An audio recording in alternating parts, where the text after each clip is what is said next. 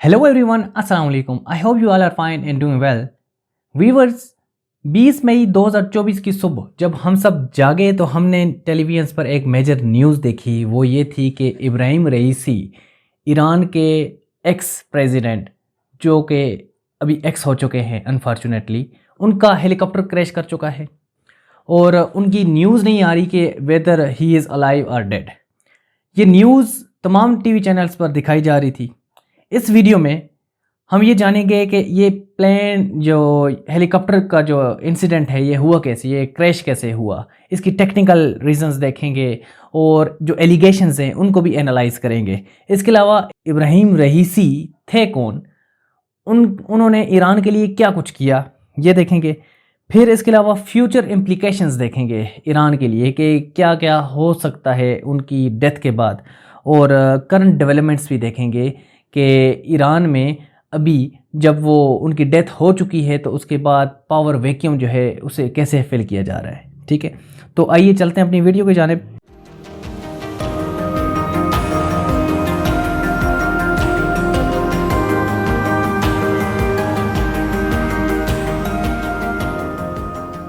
सबसे पहले जी, इब्राहिम रईसी का हेलीकॉप्टर क्रैश होता है। वो अज़रबैजान से वापस आ रहे होते हैं एक कॉन्ट्रैक्ट साइन करने के बाद।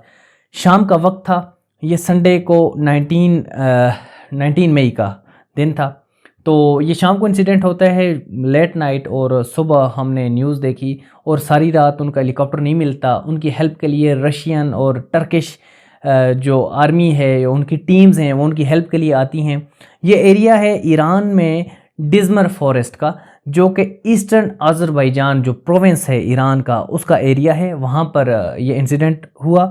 फिर ये जो प्लेन क्रैश की जो साइट है ये 600 किलोमीटर्स अवे फ्रॉम तेहरान है। वहाँ से इसका इतना फासला है। डिज़मर का बड़ा थिक फॉरेस्ट है, वहाँ पर शदीद किस्म की फोग थी, धुंध थी, क्लाउडी वेदर था और बारिश का मौसम था। वहाँ पर विजिबिलिटी कम थी। और वहाँ पर ये जो इंसिडेंट हुआ है इसके करीब तरीन शहर था जोल्फा सिटी है ईरान का। तो ये डिटेल्स हैं प्लेन क्रैश की। इसमें ईरान के प्रेसिडेंट और उनके फॉरेन मिनिस्टर की डेथ हुई है और उनके अलावा 9 लोग थे, मींस कंप्लीटली जो थे उन समेत 9 लोग थे, जिसमें उनके एक प्रोविंशियल गवर्नर भी थे और रिलीजियस स्कॉलर भी थे एक। ठीक है, ये तो डिटेल्स हो गई उनके इंसिडेंट की। इसके बाद हम देखते हैं जी इनका इब्राहिम रईसी थे कौन। इब्राहिम रईसी जो कि एक बड़े फेमस प्रेसिडेंट थे। पिछले कुछ 5-6 महीने से वर्ल्ड की न्यूज़ में उनके बारे में आप देखते रहते थे कि ये कितने फेमस हैं। ये 2021 में प्रेसिडेंट बनते हैं जी ईरान के। 1960 में इनकी पैदाइश होती है और अभी 2024 में इनकी डेथ हो रही है। फिर ईरान, इनके अंडर जो है ईरान ने काफ़ी इकोनॉमिक डेवलपमेंट की। आपको पता होगा कि ईरान पे काफ़ी ज़माने से इकोनॉमिक सैंक्शंस हैं उनके आइडियोलॉजी को लेकर, उनकी न्यूक्लियर प्रोलिफरेशन को लेकर और इस तरह के इश्यूज हैं। सऊदी अरेबिया के साथ उनके जो मसाइल थे वो हल किए इन्होंने इब्राहिम रईसी के अंडर।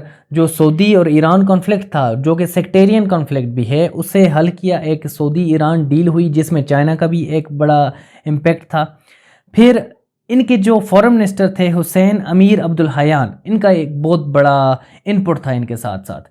ये इनकी लीडरशिप के अंडर, इनके जो फॉरेन मिनिस्टर हैं इब्राहिम रईसी के अंडर, ये आपने देखा होगा कि कभी यमन में होते हैं, कभी इराक का दौरा करते हैं, कभी सऊदी अरेबिया का दौरा करते हैं, कभी कतर का दौरा करते हैं, कभी पाकिस्तान का दौरा करते हैं। मीन्स इनका जो प्लान था वो बड़ा नेगोशिएटिंग और डिप्लोमेटिक था। ठीक है, ये दोनों लोग उसमें फोत हो जाते हैं। फिर इब्राहिम रईसी की अंडर जो सऊदी ईरान डील के अलावा उन्होंने सीरिया जो शाम है उसको वापस इन्होंने OIC का हिस्सा बनवाने में बहुत बड़ा किरदार अदा किया कि सीरिया हमारा एक कंट्री है, से OIC और अरब लीग का हिस्सा होना चाहिए। फिर इन्होंने, अभी आपने देखा होगा कि एक महीना नहीं हुआ इन्होंने ईरान के ऊपर, इसराइल के ऊपर अटैक किया था मिज़ल्स के थ्रू। वो अटैक फ्रूटफुल तो नहीं हुआ लेकिन इम्पैक्टफुल बहुत था। ठीक है, 30 साल बाद इसराइल की सरजमीन की तरफ किसी ने हमला किया था। वो भले डिफ्यूज़ हो चुका था लेकिन उसका जो मैसेज था वो बड़ा डीप था। ठीक है, ये इज़राइल के साथ उनकी टस लगी। फिर पाकिस्तान के साथ भी 2-3 माह पहले इनकी कॉन्फ्लिक्ट्स हुए थे। पाकिस्तान की टेरिटरी के अंदर ईरान ने हमला किया था और पाकिस्तान ने दोबारा हिट बैक किया था, उनकी टेरिटरी के अंदर कुछ लोगों को मारा था। वो मोमेंट था कि जब पाकिस्तान और ईरान के हालात काफ़ी सख्त हो चुके थे, गंभीर हो चुके थे, लेकिन उसके बाद फिर नॉर्मलाइजेशन होती है। यही इनके जो फॉरेन मिनिस्टर है इनके थ्रू। और अभी आपने देखा होगा 1 महीना नहीं हुआ कि इब्राहिम रईसी पाकिस्तान का विज़िट करते हैं, मतलब वो सारी चीज़ों को नॉर्मलाइज कर लेते हैं, ठीक है। और यहाँ पर आकर पाक ईरान गैस पाइपलाइन की डील के ऊपर स्ट्रेस देते हैं कि पाकिस्तान को शॉर्टफॉल है पाकिस्तान में फ्यूल का, और ये चीज़ें पाकिस्तान को ज़रूरत है, हम दे सकते हैं इसको, आप लिहाजा इस डील को आगे बढ़ाएं। और अगर आपने मेरा वो लेक्चर नहीं देखा पाक ईरान गैस पाइपलाइन का, तो ये लिंक मैं आपको डिस्क्रिप्शन में दे दूंगा, उसकी डिटेल आप जाकर देख सकते हैं। तो ये उनके बारे में इंट्रोडक्शन हो गया जी, कि वो किस तरह के इंसान थे।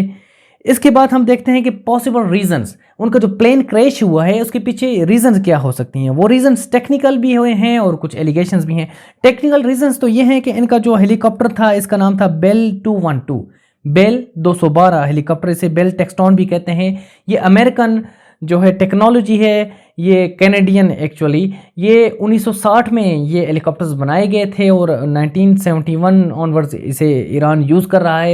ईरान में जो 1979 का रेवोल्यूशन था उससे पहले ईरान ने इन्हें ख़रीदा था और ये ओल्ड टेक्नोलॉजी कहलाई जाती है, ये यूज़ कर रहा था ईरान। ईरान आपको पता है एविएशन में इतना पॉपुलर या एडवांस नहीं है, इसलिए ईरान पुराने हेलीकॉप्टर्स को अपग्रेड करके यूज़ कर रहा था, ठीक है। एक तो हेलीकॉप्टर का पुराना होना, दूसरा डिज़मर का जो फॉरेस्ट है, उस फॉरेस्ट की जो टेरेन है वो बड़ी टफ और रॉकी है।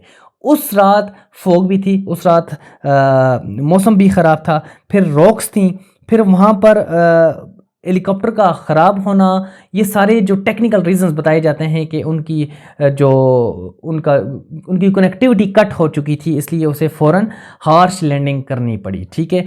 अब इसके साथ साथ जो एलिगेशंस हैं वो ये हैं कि क्या पता किसी ने हिट किया हो ज़मीन से, क्या पता उन पर अटैक किया गया हो, क्योंकि ये 3 हेलीकॉप्टर्स थे, कॉन्वॉय सा था। एक हेलीकॉप्टर सदर का था, साइड पे दूसरे हेलीकॉप्टर्स थे, बाकी 2 हेलीकॉप्टर्स बच जाते हैं। जो प्रेसिडेंट और फॉरेन मिनिस्टर वाला हेलीकॉप्टर है वो सेम हेलीकॉप्टर में थे, चूंकि वो गिर जाता है। इसके ऊपर लोग स्पेकुलेशंस कर रहे हैं और एलिगेशंस हैं कि इसके पीछे कुछ फॉरेन एजेंडा भी हो सकता है, फॉरेन हाथ भी हो सकता है, क्योंकि ईरान और इजराइल के अभी बड़े कशीदा ताल्लुकात चल रहे थे, ठीक है।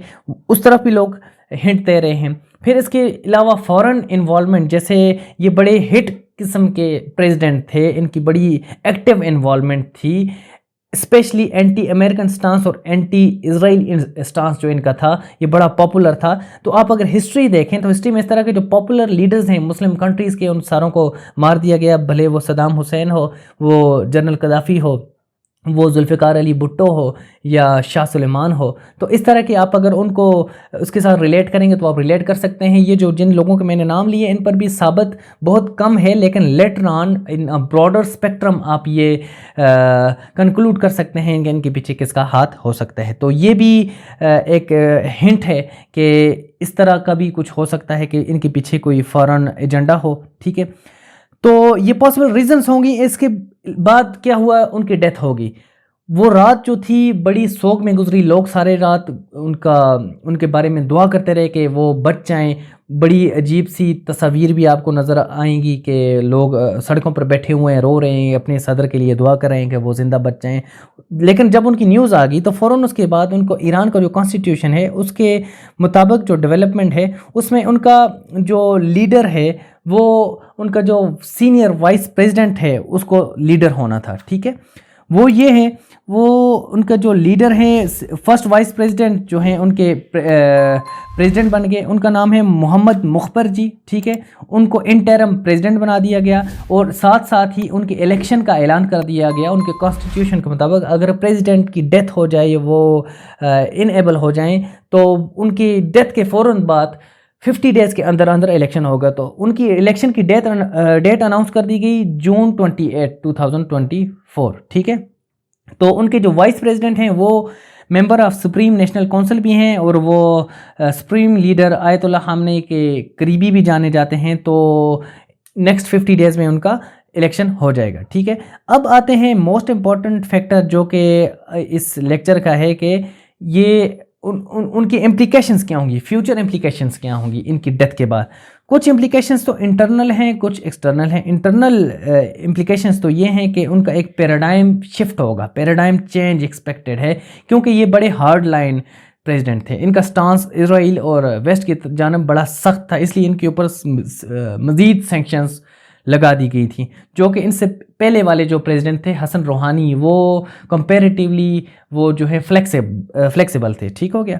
तो ये एक तो ये इम्पैक्ट हो गया, पैराडाइम शिफ्ट एक्सपेक्टेड है। दूसरा ये जो इब्राहिम रईसी थे, इनको नेक्स्ट सुप्रीम लीडर भी कहा जाता था या माना जाता था कि आयतुल्लाह खामनी के बाद अगर कोई सुप्रीम लीडर बनने के काबिल है तो वो इब्राहिम रईसी हो सकते हैं। आपको पता है कि ईरान के अंदर सबसे टॉप जो अथॉरिटी या पावर है वो आयतुल्लाह खामनी की है, तो इनको उनके बड़े करीब माना जाता था इब्राहिम रईसी को, और ये माना जाता था कि नेक्स्ट सुप्रीम लीडर वो ये बनेंगे। लेकिन वो चले गए, मतलब नेक्स्ट प्रेसिडेंट तो आपको मिल जाएगा, लेकिन नेक्स्ट सुप्रीम लीडर जो है आपको ढूंढना पड़ेगा। ठीक है, तो ये इनका पॉसिबल पावर वैक्यूम भी नज़र आ रहा है, ये इंटरनल मसाइल में है। एक्सटर्नल में जब आप आते हैं तो आप देखते हैं कि रीजनल डायनेमिक्स जो हैं उनको अल्टर होते आप देख सकते हैं। आपकी जो राइवलरीज हैं नेबर्स के साथ वो मज़ीद स्ट्रिक्ट भी हो सकती हैं, क्योंकि ये हार्ड लाइनर थे, तो इनके बाद ज़्यादा एक्सपेक्टेशन तो ये हैं कि कंपैरेटिवली वो हालात बेहतर होंगे नेबर्स के साथ, या रीजनल मसाइल जो उनके यमन में इन्वॉल्वमेंट है, सीरिया है, इजराइल है, तो वो कंपैरेटिवली नरम होना एक्सपेक्टेड हैं, लेकिन वो सख्त भी हो सकते हैं। ठीक है, एक ये। दूसरा, न्यूक्लियर नेगोशिएशंस भी एक्सपेक्टेड हैं, जो कि हार्ड स्टांस लिया हुआ है अमेरिका ने इनके खिलाफ सैंक्शंस का, क्या पता वो नरम हो जाए। फिर सैंक्शंस अगर नरम हुई तो इकोनॉमिक डेवलपमेंट भी एक्सपेक्टेड है, जो कि आप एक ब्रॉडम स्पेक्ट्रम में देख सकते हैं, लेकिन एक्चुअल जो इकोनॉमिक डेवलपमेंट है वो इब्राहिम रईसी के अंडर भी हो रही थी। ठीक है, तो ईरान की जो मिलिट्री और सिक्योरिटी है उसका भी आप एक असर देख सकते हैं कि इनका एक एग्रेसिव मोड था। ठीक है, जैसे पाकिस्तान के ख़िलाफ़ भी इनका इंसिडेंट हुआ, फिर इजराइल के साथ भी इनका इंसिडेंट हुआ, वो भी एक्सपेक्ट कर सकते हैं कि शायद वो कंपैरेटिवली नरम हो जाएं, या दोबारा मैं कहूँगा अगर इनसे सख्त बंदा आ जाता है तो वो मज़ीद स्ट्रिक्ट भी हो सकता है, लेकिन मज़ीद एग्रेसिव भी हो सकता है। लेकिन अगर कोई ऐसा क्लू मिल जाता है कि इब्राहिम रईसी की डेथ के बिहाइंड कोई फॉरेन इन्वॉल्वमेंट है, ठीक है, फॉरेन इन्वॉल्वमेंट का अगर कोई ऐसा क्लू मिल जाता है, भले वो इजराइल है, वेस्टर्न कोई भी कंट्री है, तो फिर ईरान एज अ स्टेट आप उसको एग्रेसिव मोड में देखेंगे। ठीक है, ईरान एक ऐसा कंट्री है जो बात ऐलान कर ले, एक दफ़ा वो इरादा कर ले तो फिर वो उसे करके दिखाता है, हमने बहुत दफ़ा देखा है हिस्ट्री में। ठीक है, तो अगर इस तरह को क्लू मिल गया तो आप देख सकते हैं कि फिर इसके बाद जो रीजन है इसमें मज़ीद अनरेस्ट होगा, आप मज़ीद एग्रेशन एक्सपेक्ट कर सकते हैं। ठीक है, तो लेकिन जो ईरान की जो स्टेट का जो स्टांस है वो अभी तक यही है कि ये होली सोली ये टेक्निकल इशू था हेलीकॉप्टर का, जिसकी वजह से ये क्रैश हुआ है। ठीक है, तो ये हमारा पूरा एक एनालिसिस था इस सिचुएशन का। अब मज़ीद जो डेवलपमेंट्स होंगी तो उस पर भी हम मज़ीद कुछ आपके साथ एनालिसिस शेयर कर लेंगे। उम्मीद है आपको पसंद आया होगा। मिलते हैं किसी और टॉपिक में, तब तक के लिए अल्लाह हाफ़िज़।